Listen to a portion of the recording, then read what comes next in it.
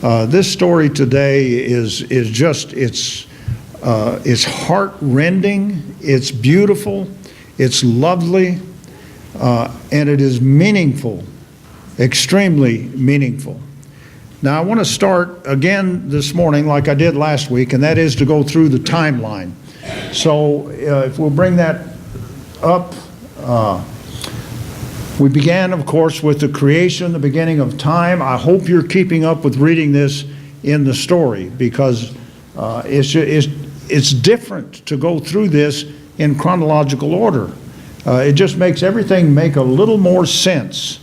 And after the creation, of course, we had the story of Noah, we had Abram born, and then God begins to build his nation. Abram moves to Canaan. Isaac is born. Abraham offers Isaac as an offering, but of course God stops him. Rebekah gives birth to Jacob and Esau. Abraham dies. Rachel gives birth to Joseph, and Isaac dies. And continuing with the story then, Joseph redeems the people, saves the people from Pharaoh, or rather he becomes a deputy to Pharaoh, and he's sold into slavery. They settle in Egypt. Now keep in mind that God has his people at this point in time in Canaan, the promised land. But they move to Egypt, the whole family moves to Egypt as a result of the famine they had there and the fact that Joseph was waiting there to save them from this famine. So they move from the promised land into Egypt. Then we have deliverance, because they wound up being in slavery to Pharaoh. After 400 years there in that slavery, along comes Moses. Moses is born. God gets the people freed through a series of plagues. We have the Exodus. We have them crossing the Red Sea on dry ground, an amazing miracle. And then we have, after they cross the Red Sea, they travel and receive the 10 Commandments. Moses received them up on the mountain. He's up there for 40 days and nights. Meanwhile, Aaron and the people are back in sin again. It doesn't take long for people to get away from God. You know, when they don't remember is when they begin to fall away. It's another reason for the Lord's Supper that we just took. When you remember what God has done for you, it makes it a little easier to stay true to him. And so they did not stay true, of course. They began to worship this golden calf, and they were punished for that. And then God gave them instructions for building the tabernacle. They did that, and then they began to wander in the wilderness, because again, they were not obedient. And so they wandered for 40 years. They were given quail, they were given manna.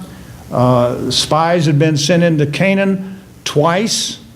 And we're going to read about, we're going to learn a little bit more about that spy business again this morning. And then Aaron died and Moses died. Then the battle began. Joshua was appointed leader of the nation. The Israelites entered where? Canaan, where they had come from more than 400 years earlier. But it still is the land that God promised Abraham, this is the land I'm going to give you. Now they had to take this detour of 400 some years, but now it's back into the promised land. They enter Canaan and they begin to defeat Canaan. But then Joshua died, and now the next one, please. We had last week a few good men and women. It is the time of the judges, and we looked carefully at one of those judges, Gideon. Now the story we're going to look at today, the story of Ruth, comes from the book of Ruth, but it took place in the time of the judges. That's when the book of Ruth happened, and that's why it's chronologically in order now. It is a time to come to that. Now, it's in a place we know well, Bethlehem.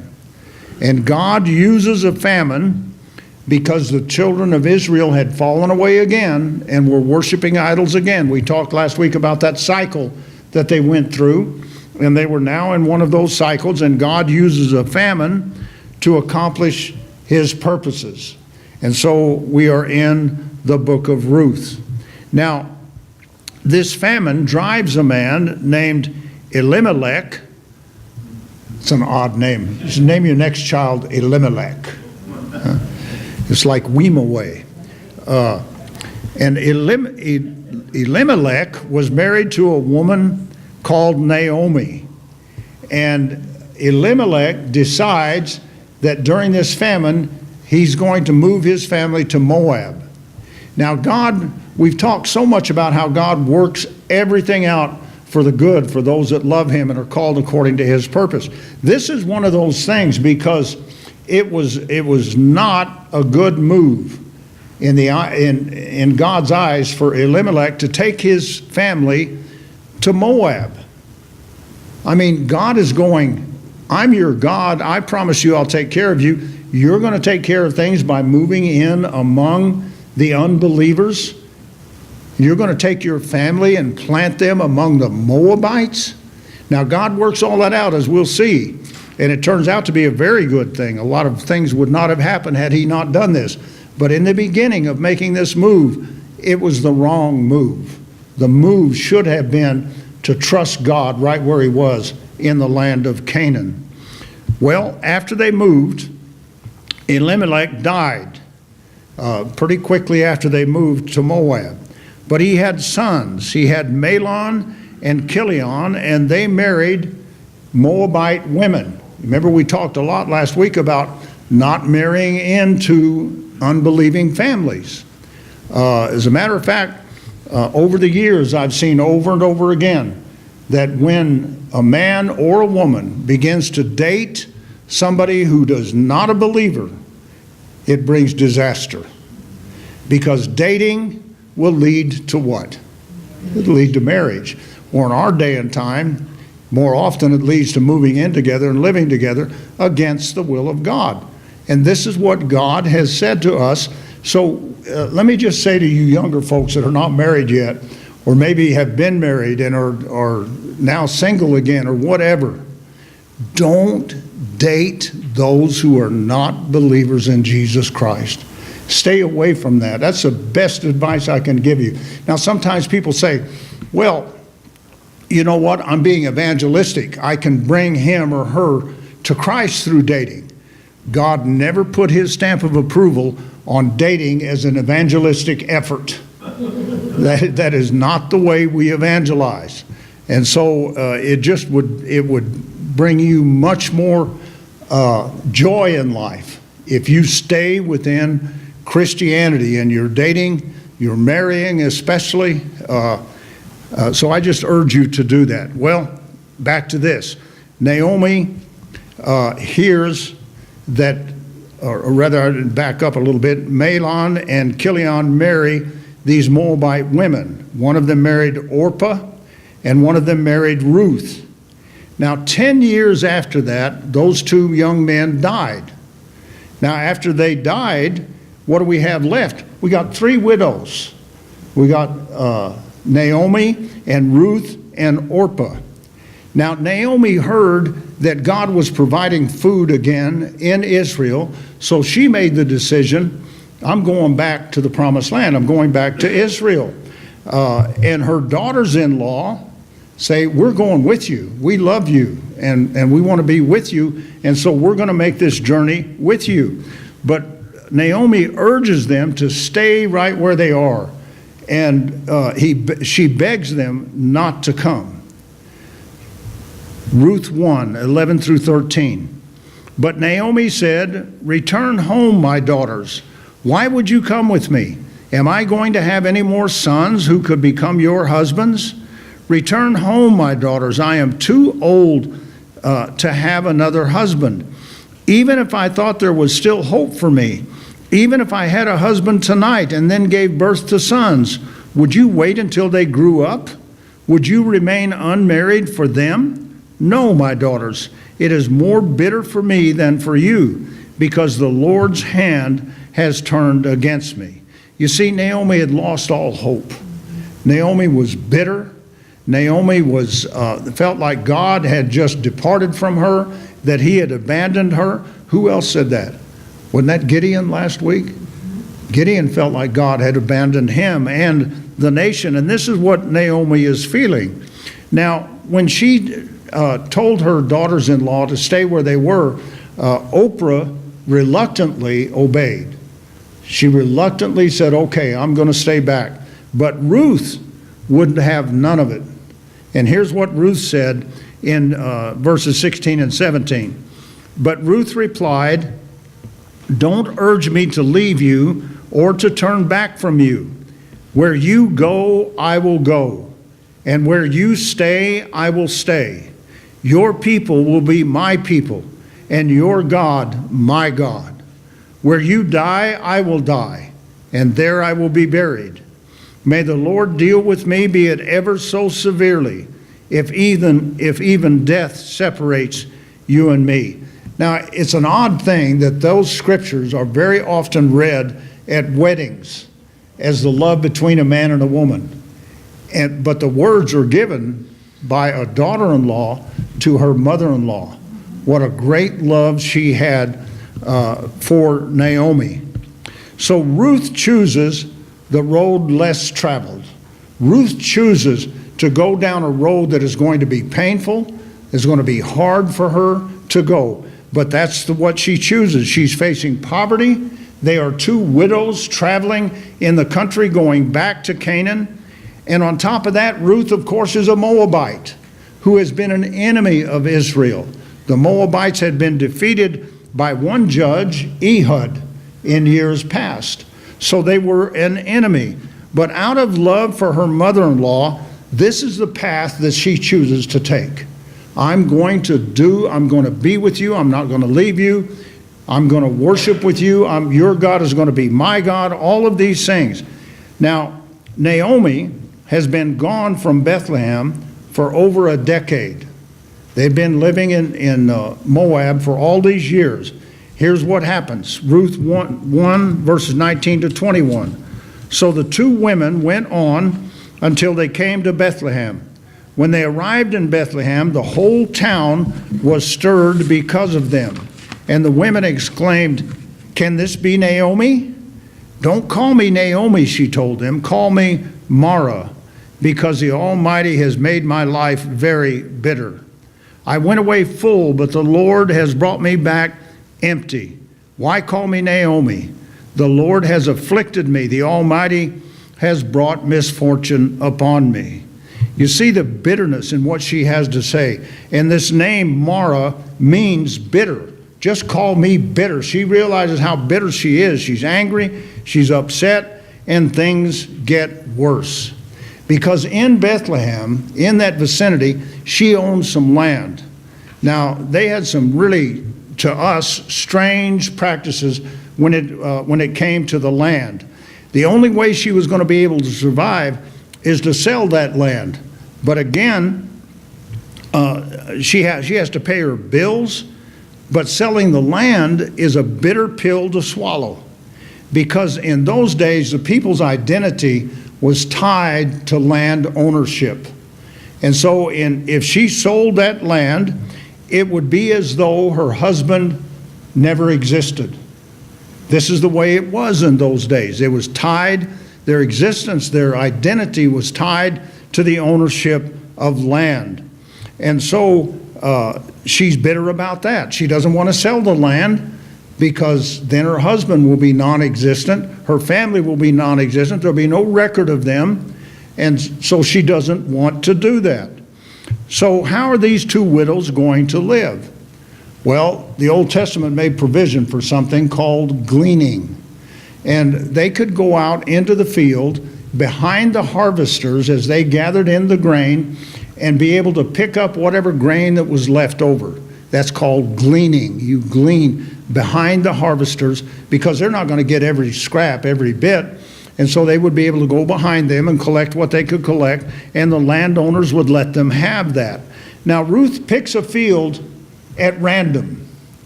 She doesn't make it's not a long thought process deciding where to go. She picks this land at random, and so she falls in behind the workers and begins to glean. Now, Boaz is the owner of that land. And when she's out gleaning on the very first day, Boaz comes out to see his workers.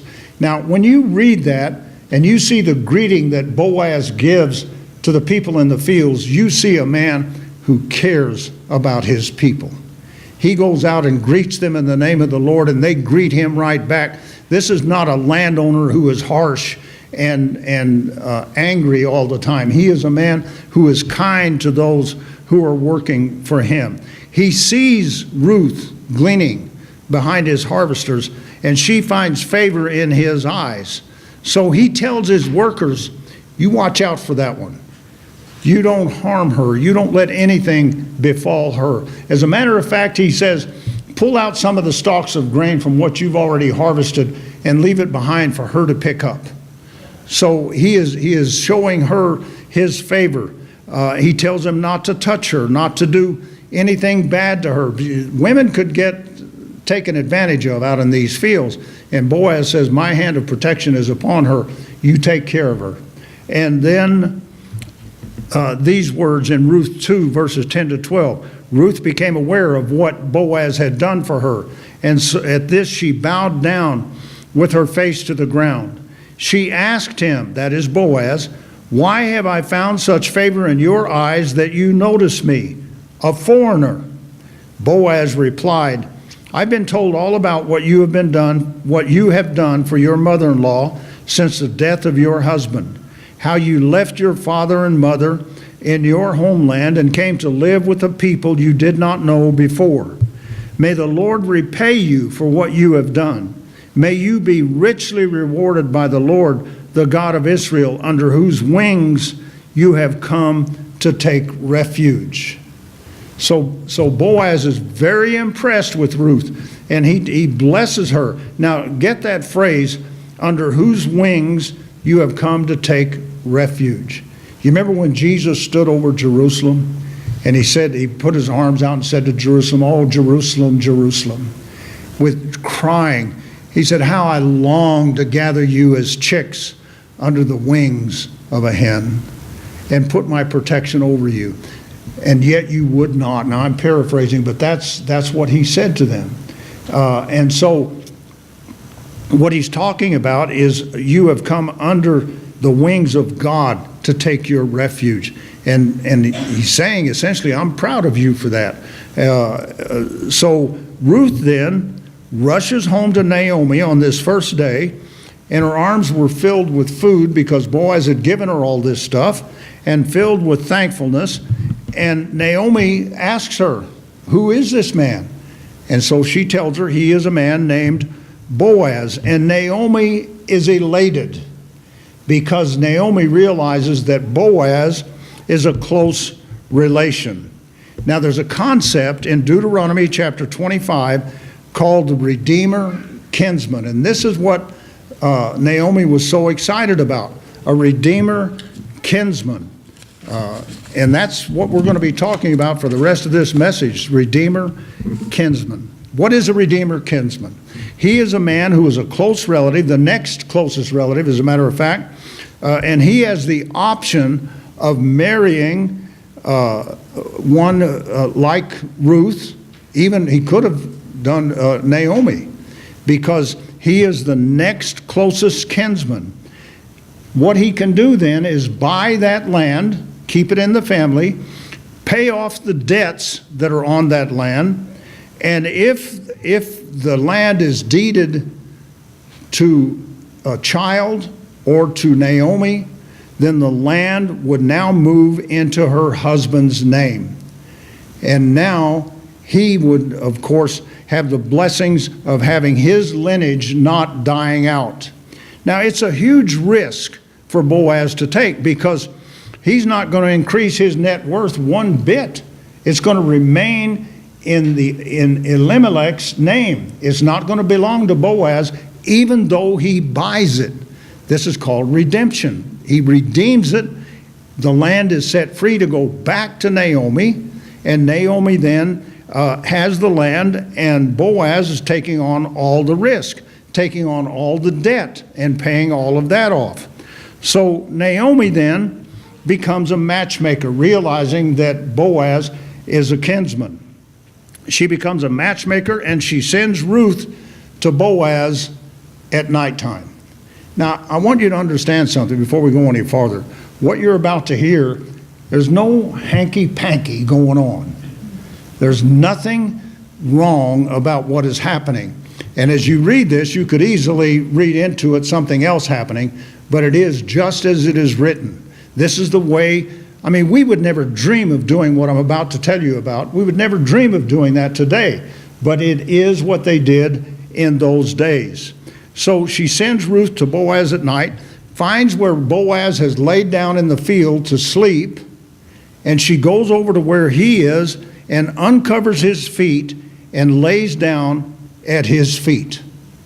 What? This is a non-verbal proposal.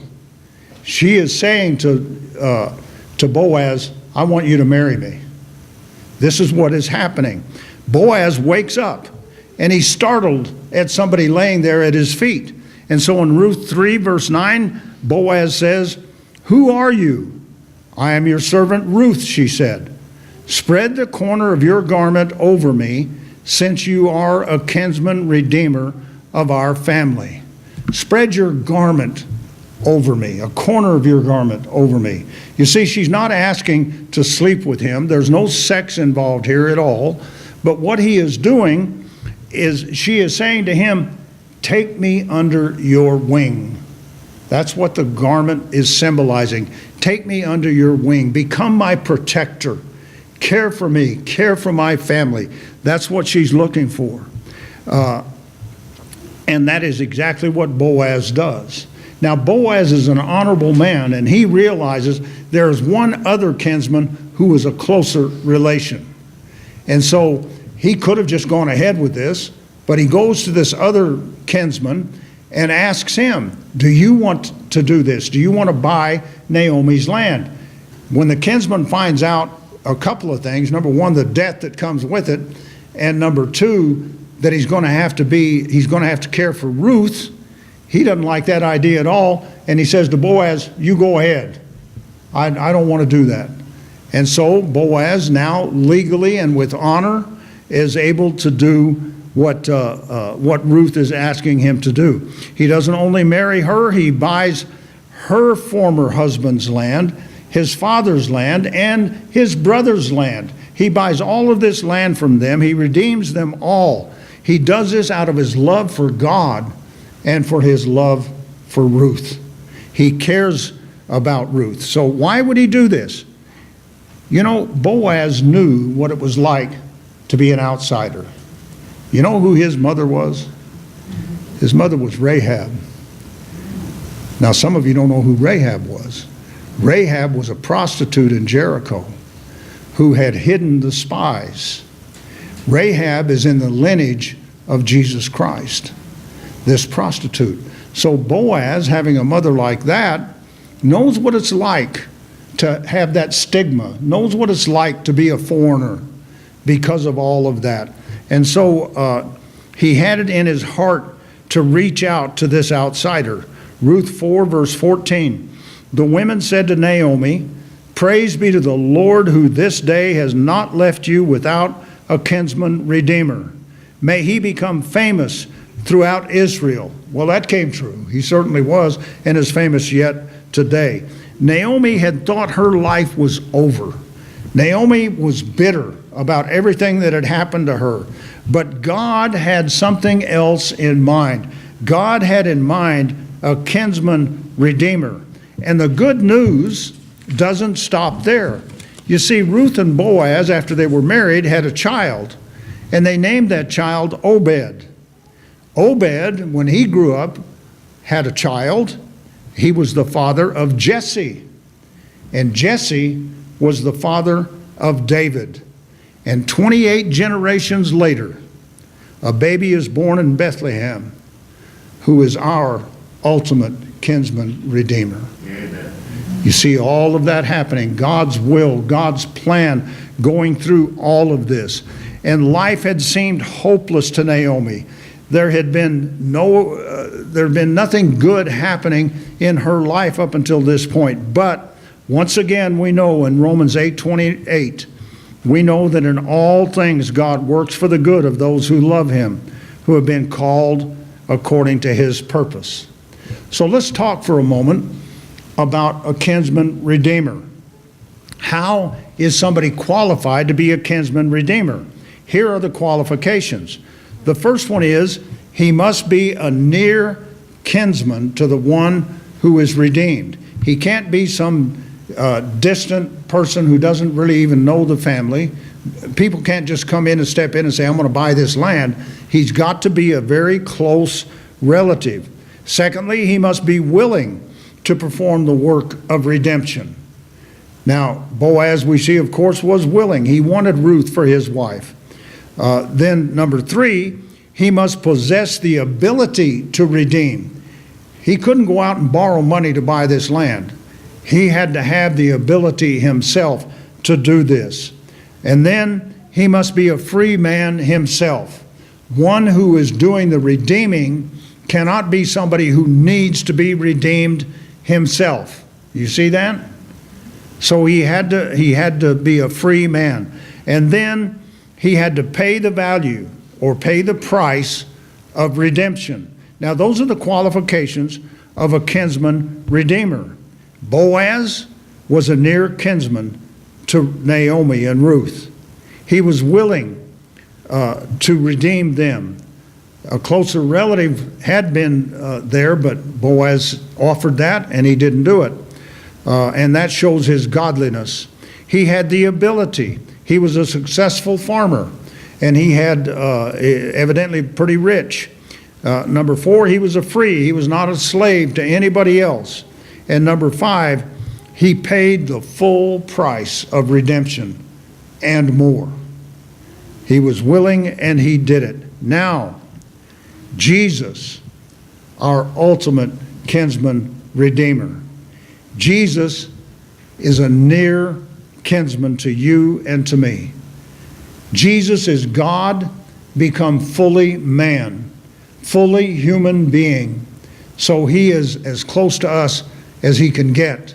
He is our near kinsman. Hebrews 2 verse 14 says, since the children have flesh and blood, he too shared in their humanity, so that by his death he might destroy him who holds the power of death, that is the devil. He was willing, Jesus is willing to perform the work of redemption. John 10 verses 17 and 18. Jesus said, the reason my Father loves me is that I laid down my life only to take it up again. No one takes it from me, but I lay it down of my own accord. I have authority to lay it down and authority to take it up again. This command I received from my Father. So Jesus went to the cross willingly. Jesus was willing to perform the act of redemption. Galatians 4 verses 4 and 5. But when the time had fully come, God sent his Son, born of a woman, born under law, to redeem those under law, that we might receive the full rights of sons. Jesus alone had the ability to redeem because he was sinless.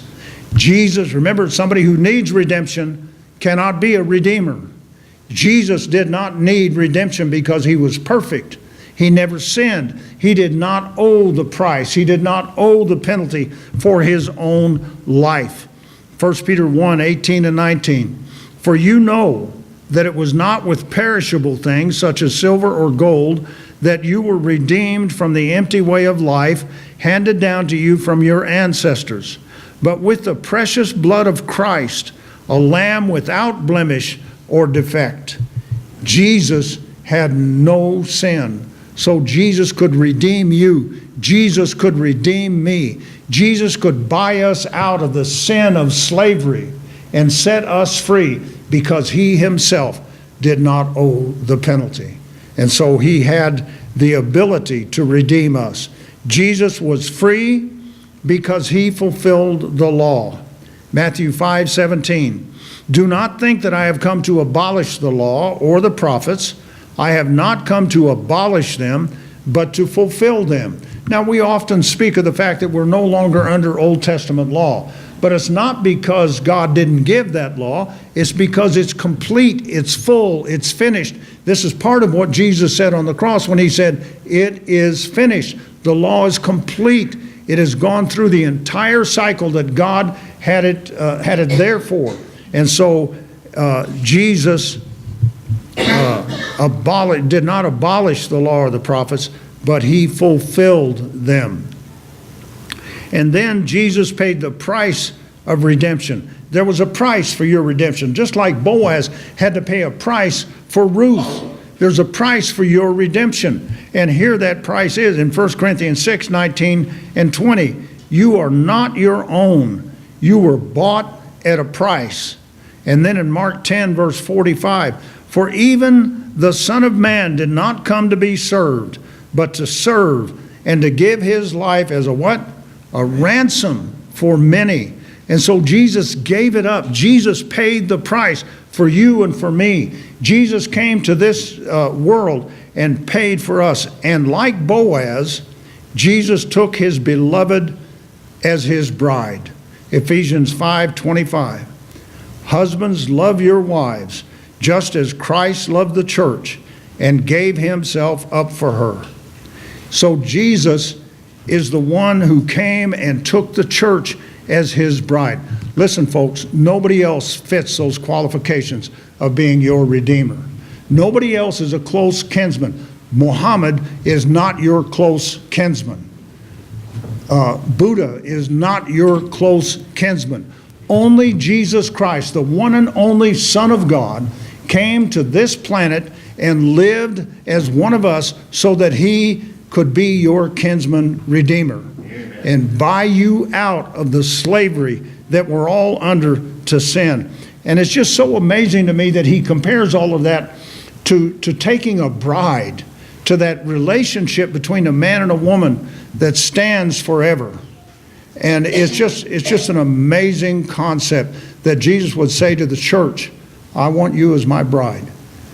And just as Ruth laid at the feet of Boaz and said, I want your covering. I want your cloak of protection on me. I want your wing of protection on me. We say to Jesus, that's what I want. I want to come under the wing of your protection. I want to come under the wing of your salvation. And God said, you can do that. It's free. It's the gift. It's a gift. It's grace.